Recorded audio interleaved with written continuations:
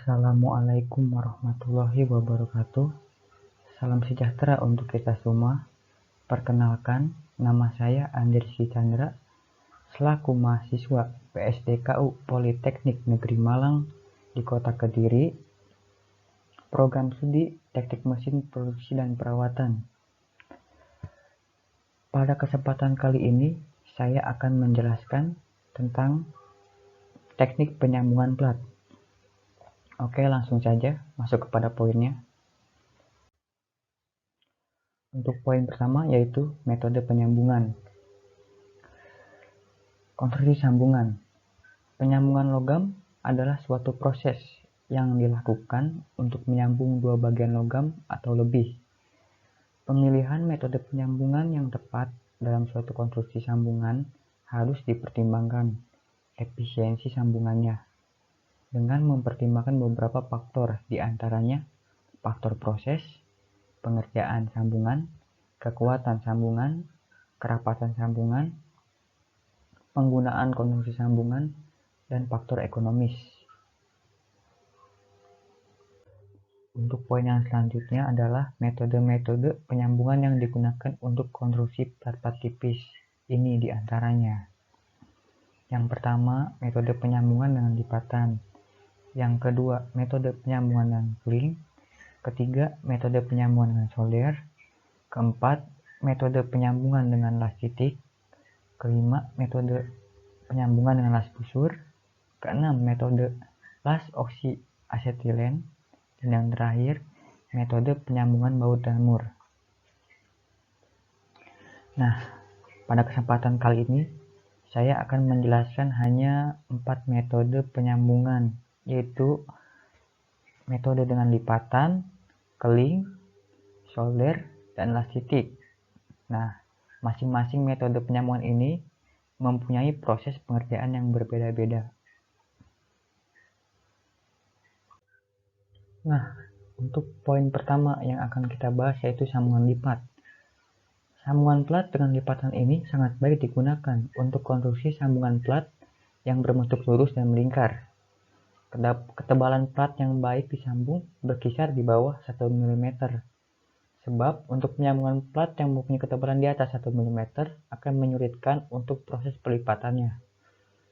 Proses penyambungan plat dengan metode pelipatan ini dapat dilakukan secara manual di atas landasan-landasan plat dan mesin pelipat.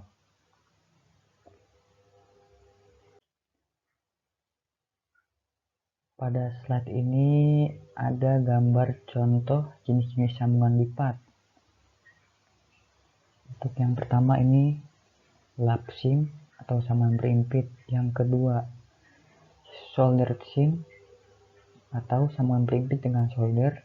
Yang ketiga grouped sim atau sambungan lipat. Yang selanjutnya cap strip sim, sambungan bilah. Yang ini standing sim atau sambungan tegak. Selanjutnya ada lap bottom sim, sambungan alas luar. Yang selanjutnya yang ini insert bottom sim atau sambungan alas dalam. Yang selanjutnya ini ada single bottom sim atau sambungan alas tunggal. Untuk yang selanjutnya ini bottom double sim atau sambungan alas ganda. Untuk yang ini ada corner double sim, sambungan sudut ganda. Untuk yang ini elbow sim atau sambungan siku. Untuk gambar selanjutnya yang ini ada reversible elbow sim atau sambungan siku timbal balik. Dan yang ini adalah plank dovetail sim atau sambungan sudut tepi.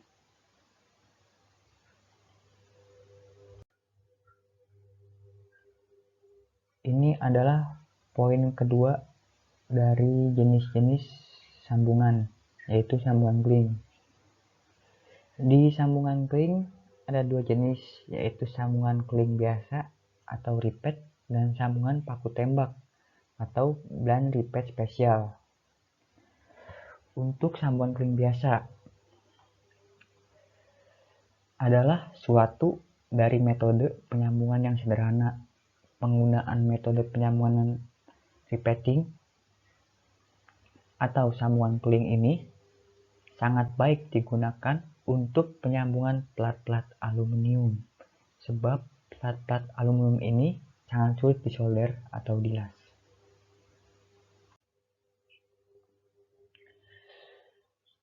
Nah, ini adalah contoh gambar jenis-jenis rivet menurut bentuk kepalanya.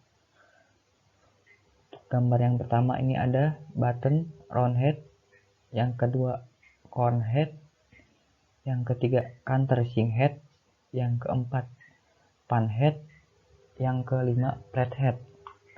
Setiap bentuk kepala rivet ini mempunyai kegunaan tersendiri. Masing-masing jenis mempunyai kekhususan dalam penggunaannya. Paku tembak atau blind rivet spesial. Rivet spesial adalah rivet yang pemasangan kepala bawahnya tidak memungkinkan menggunakan backing bar. Penggunaan rivet jenis ini dikarenakan terlalu sulit kondisi tempat pemasangan backing bar pada sisi shop headnya, sehingga sewaktu pembentukan kepala shopnya tidak dapat menggunakan backing bar. Dari kenyataan inilah diperlukan rivet spesial yang pemasangan hanya dilakukan pada salah satu sisi saja. Rivet spesial diproduksi oleh pabrik dengan karakteristik tersendiri. Demikian pula untuk pemasangan dan pembongkarannya memerlukan peralatan yang khusus atau spesial. Nah, ini adalah contoh dari gambar bentuk rivet spesial.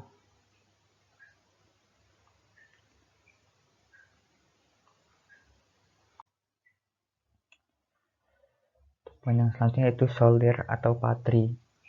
Solder adalah suatu proses penyambungan antara dua logam atau lebih dengan menggunakan panas untuk mencairkan bahan tambah sebagai penyambung, dan bahan plat yang disambung tidak turut mencair. Ditinjau dari segi penggunaan panas, maka proses pensolderan ini dibagi dalam dua kelompok, yakni solder lunak dan solder keras. Untuk yang selanjutnya yaitu solder lunak. Penggolongan solder lunak berdasarkan temperatur yang digunakan untuk proses penyolderan. Temperatur yang digunakan solder lunak ini berkisar di bawah 450 derajat. Penggunaan solder lunak biasanya untuk konstruksi sambungan yang tidak membutuhkan kekuatan tarik yang tinggi, tetapi dititik beratkan pada kerapatan sambungan. Flux yang digunakan dari berbagai macam jenis sesuai dengan bahan atau material yang disambung. Pada tabel berikut ini dapat dilihat berbagai jenis flux dan penggunaannya. Contohnya, semisalnya pemakaian material atau bahannya itu brass, kita bisa menggunakan flux zinc chloride atau amonium chloride.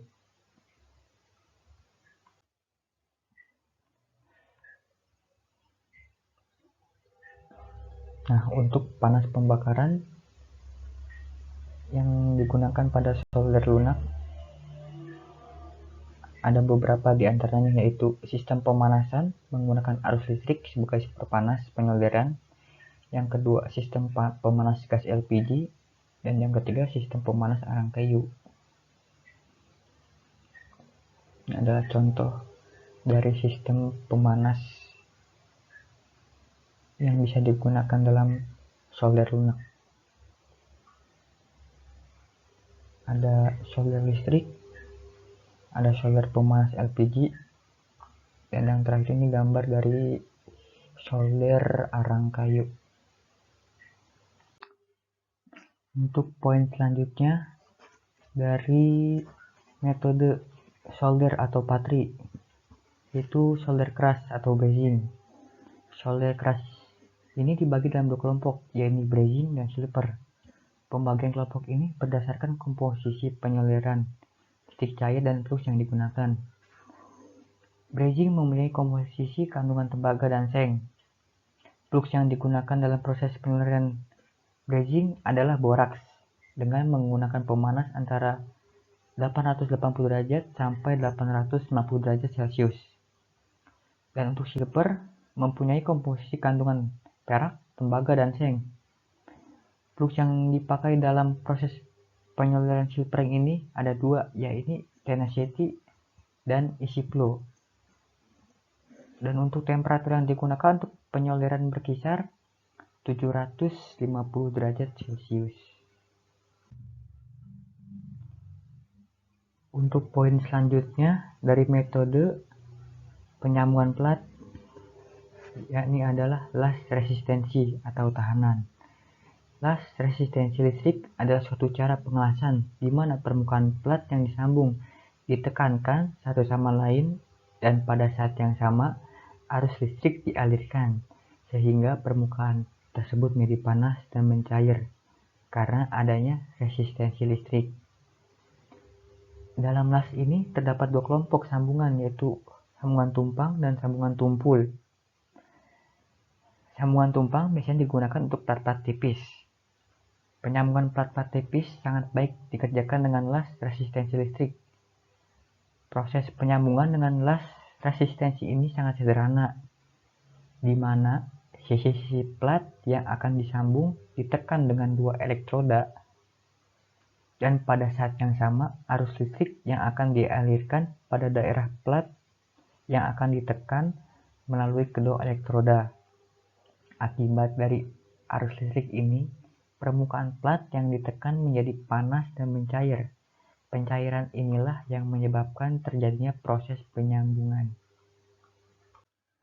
Dalam penggunaannya, las resistensi listrik untuk penyambungan plat-plat tipis digunakan terdiri dari dua jenis, yakni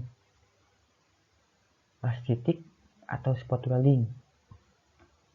Proses pengelasan dalam las resistensi titik ini, hasil pengelasan membentuk seperti titik.